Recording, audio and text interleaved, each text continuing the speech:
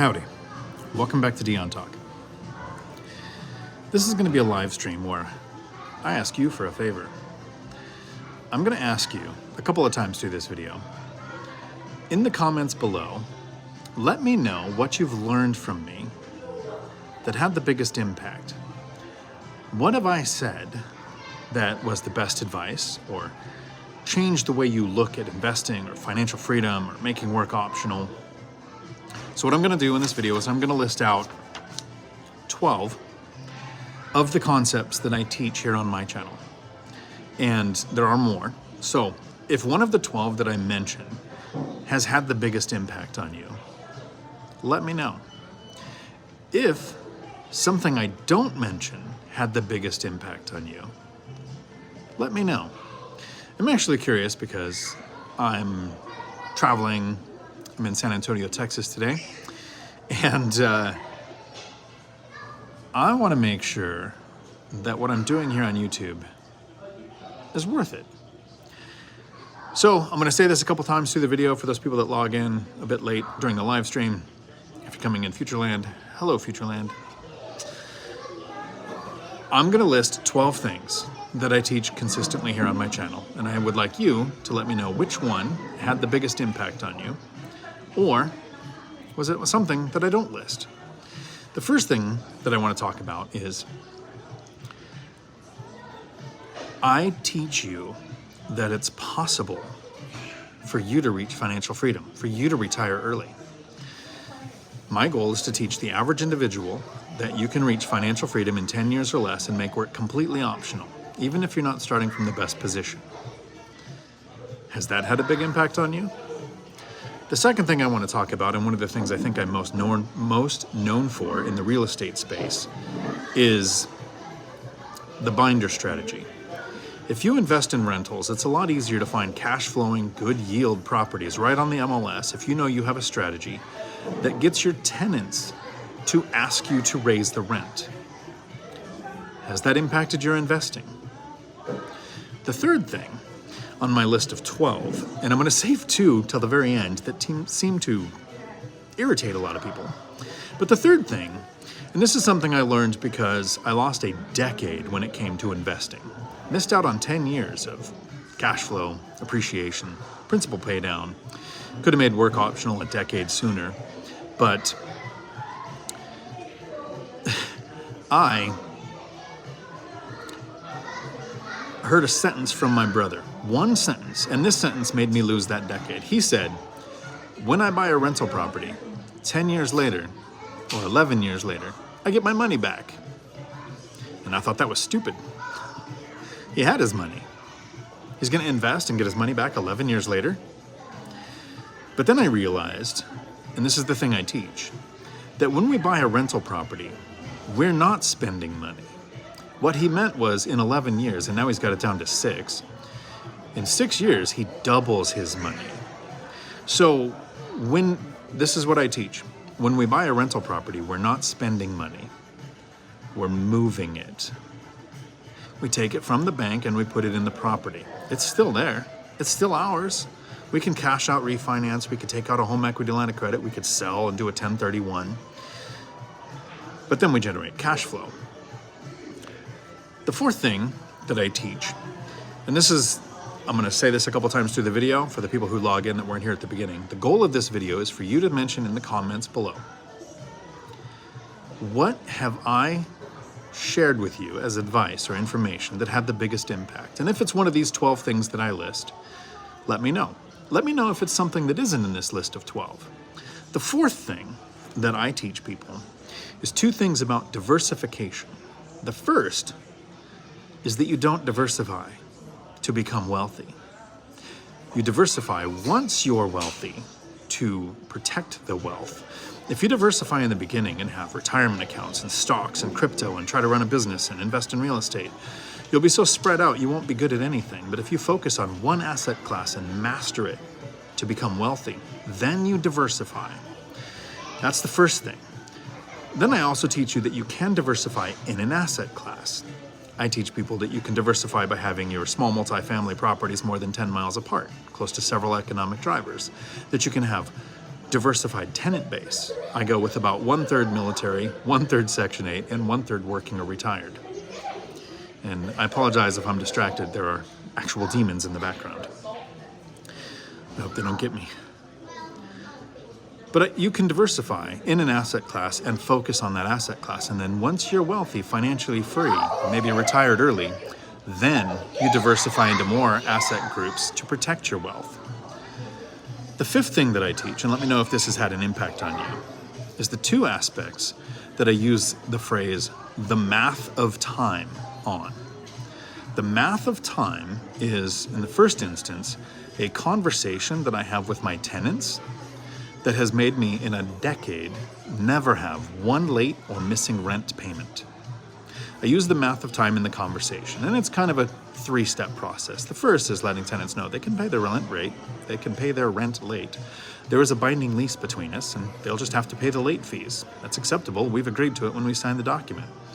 The second thing is I say I'm going to do a favor to my tenants and serve them with eviction papers the first day that it's late, because once they're served with eviction papers, now they can apply for rent relief or benefits to help pay their rent. And the third thing is the actual math of time. I explain to tenants that in an average month, a tenant has 4 weeks to get together the money for rent for the next month. And if I let them pay their rent a week late this month, the math of time shows that they only have 3 weeks to get their rent together for the next month. So I'd be setting them up for failure. And the other way that I use the math of time, and this is the 5th thing on this list of 12, is that I can't teach you how to live longer. I don't eat healthy. I only exercise 3 days a week. I'm not trying to live longer. I don't want to extend those years in my 80s or 90s when everything is going to suck anyways. I teach you how to live more. And that if you can retire early, the average person has about 4 or 5 hours a day that's theirs if you take out the time for sleep, the time for commuting, the time for work. Whereas if you retire early, I have an average of 15 or more hours a day that are mine. So in a given year, I've been retired over a year now, I've lived 3 times more in the last year than I did the year before that when I was working. The 6th thing I say, and this is a nice short one, I say this at the end of some of my videos, let me know if this has had an impact on you. I tell people that you will be alive in 5 years. You should start investing like it.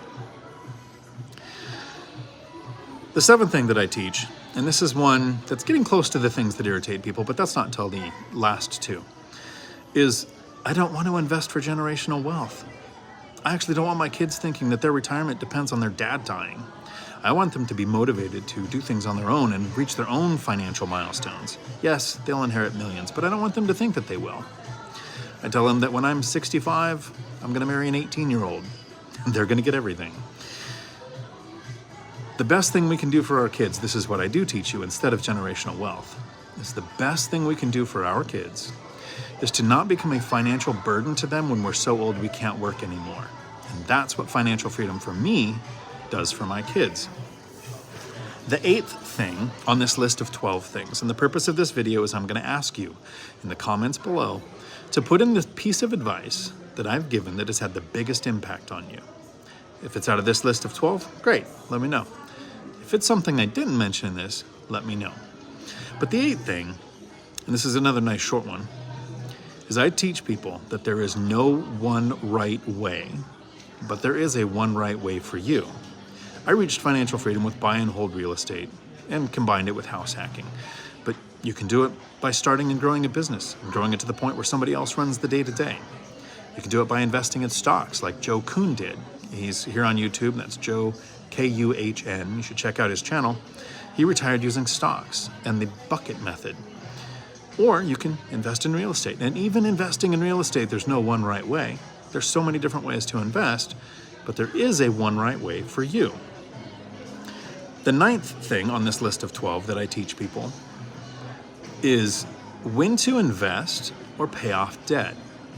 And for me, understanding when to pay off debt is to understand that there's actually 3 types of debt. Most people know about good and bad debt, or at least think they do. Watch out for the Dunning-Kruger effect, making you think you know more than you do about that. Like buying a house to live in. If it doesn't generate income, that's not good debt. But most people don't know about that 3rd category of worse debt. You know about good, you know about bad, but I teach people about worse. And for me, worse was debt with an interest rate above 6%. Must be a girl around here, I'm gonna sneeze. It's a bad allergy to have. Or debt that has an adjustable rate. That's worse than bad debt. So I focused on worse debt. I split my income and focused on house hacking and worse debt. Once the worst debt was gone, I acquired assets and had the assets pay off the rest of my bad debt. That bad debt that I didn't know about until the divorce. The 10th thing, and let me know if this has had an impact on you, because I know of a few people that I interact directly with that this has had a huge impact on. But for over 3 years of YouTube content, I have been screaming from the mountaintops that there is no real estate crash coming, and that if there is a crash coming, it doesn't affect your buying real estate, because what's happening with the market and interest rates and rents and prices doesn't tell you when to buy. There are only 2 things that tell you when to buy. The first is, are you ready? That means mentally ready. You've educated yourself on your asset class. You've learned your market. You don't have something big going on in your life like birth, death, divorce that's going to take away your bandwidth, your mental bandwidth to handle what it takes to buy an investment property. And the second thing, but being ready, that first thing also includes having down payment, closing costs, immediate repairs, money, and reserves. But the second thing is, did you find a great deal? Whether there's a crash coming or not, it doesn't matter. Are you ready? Did you find a great deal? Anybody telling you to hurry and buy, or anybody telling you to wait and buy, should be blocked. Has that had an impact on you? 3 years. Think about the people in 2020 or 2021 who purchased a duplex when they were watching all of the other crash videos that were out there saying, everything's going to drop 30%, even though the biggest drop we've ever had in a 12-month period market-wide was 8.9%. Morons are saying we're going to have a 30 or 40% real estate crash within 12 months, and they've been doing it for 3 years now, and people are still watching their content.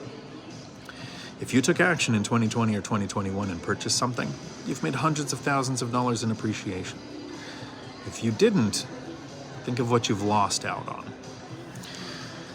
Now, the last 2, these are the 2 things that irritate people, so I've saved them for the end. Now, remember, the purpose of this video, if you came in late, watch it from the beginning to get my list of 12, but what advice have I given you that had the biggest impact on you? If it's of this list of 12, let me know in the comments below. If I didn't mention the thing that had the biggest impact on you, let me know. Maybe I'll add it to the next list. I plan on reacting to these comments in my live stream on Tuesday, because if you want to come to a live stream where I actually answer every question that comes in and don't do it on my phone so I can see the questions as they come in, I do those at 4 p.m. Pacific on Tuesdays.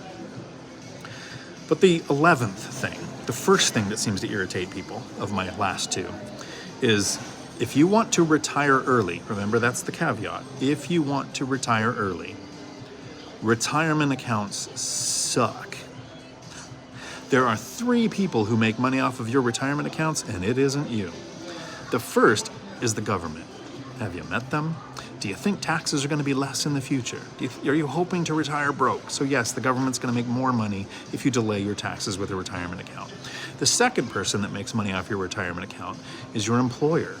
It is a recruitment and retention tactic to have a retirement plan where you could probably get more money than the match if you went to a company that didn't have a 401k plan and they actually just put your compensation package together as your wages instead of a match. And the third person that actually, this third group of people that make money off of your retirement accounts and still isn't you, is the account managers, because they make money whether you make money or lose money. If you want to retire early, or if I wanted to retire early like I did last year and I had money trapped in retirement accounts, I'd still have to work. Those words suck to say. And the 12th thing that irritates the most people is there are times it makes sense to have an LLC. If you have partners, the purpose of an LLC is to protect you from someone else's mistakes. If you're going to use hard money or you are going to use a DSCR loan where the lender requires you to get the mortgage in an LLC, it makes sense to have an LLC. But most of the time when people get an LLC, they're not getting the benefits they think they are. There is no asset protection by having your properties in different LLCs. When you are sued, your assets are at risk, and all of your LLCs are your assets. The counties where I invest, they don't pierce the veil like a lot of federal judges do. They actually disregard them. They take the 1996 IRS precedents and they say all sole proprietor LLCs are disregarded entities, so they don't exist. There are no tax benefits. Again, reference the 1996 IRS statement that all LLCs, single member LLCs, so if you have partners, they have a purpose, but if you're a single member LLC, which means you or you and your spouse own it, there are no tax benefits. I get every tax write-off you would if you had an LLC. I write off part of my place as an office. I write off this trip to San Antonio. I write off everything that you can in an LLC.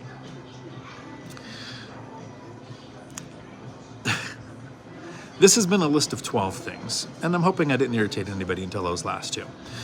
Pieces of advice that I give here on my channel. And I'm curious, do me a favor, leave a comment after the live stream. Let me know which piece of advice from me had the biggest impact on you. I hope this video at least makes you think. Until my next video, thanks for coming to my Dion Talk.